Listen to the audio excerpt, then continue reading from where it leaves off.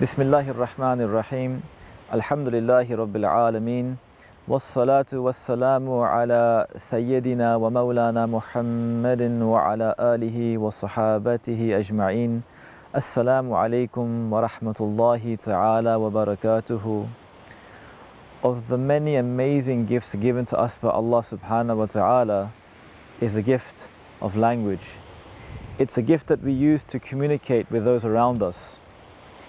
And when we think about the nature of language, language is the communication of thought, the communication of ideas, the communication of concepts.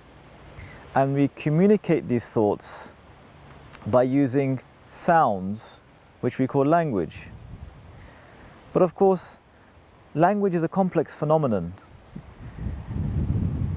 These thoughts and these ideas, they exist inside of our minds. They exist deep inside of us as human beings. And that being the case, what's evident is that these ideas don't just exist in a vacuum. Rather, they exist within us as part of our complex internal world. The world of emotions, the world of states and motivations, happiness, sadness, anger, joy.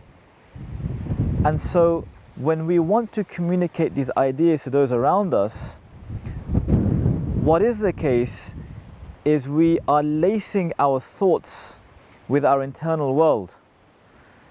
But that internal world does not come out when we use language to communicate those ideas. What comes out is just sound.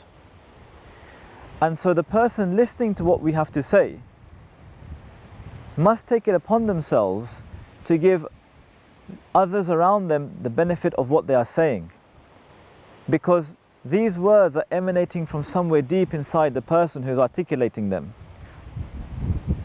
These words have motivations behind them. These words have intent behind them. These words have happiness and sadness. And so if we were to spend a moment thinking about what it is that we are hearing, it's important that we try to understand the person who is giving us these words.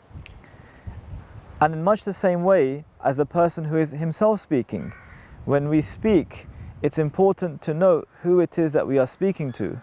Why? Because in Arabic, one of the words that we use for speech is kalam. And kalam, in its root form, comes from a word which means to penetrate or to injure. And truly that is the nature of language. If we use it in a way which is not becoming, we can hurt people, we can injure people. But we can also use the same tool to make people happy and joyous. If you look at the words of the Prophet ﷺ, he is jawami'ul kalim. His words are so comprehensive, yet they are so uniting. They are few in words, but oceanic in meaning.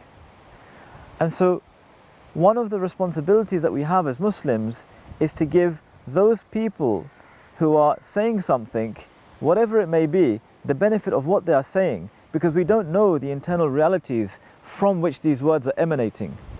And likewise, the person who is speaking should take care of those who are being addressed and choose words which adequately convey the intent behind them. No wonder that when we listen to the words of the Prophet ﷺ, his internal reality, of course, one which we can never know. Only Allah knows the internal reality of the Prophet ﷺ. But we do know that his internal reality is a reality that's longing for Allah. And his words, when they come out, they are so perfectly matched with what it is that he intends to say. And when that happens, we have words which now become mirrors for thought. And when that happens, we don't need words which are superfluous any more than what's needed. So we ask Allah subhanahu wa ta'ala to give us the ability to be able to So we ask Allah subhanahu wa ta'ala to give us the ability to be able to think about. So we ask Allah subhanahu wa ta'ala to give us the ability to think through what it is that we are trying to convey and how the words we choose are the correct words conveying our intentions. And likewise we ask Allah subhanahu wa ta'ala that when we listen to the words of others, we give the benefit of the internal reality from which these words emanate. Wa alaykum as-salam wa rahmatullahi ta'ala wa barakatuhu.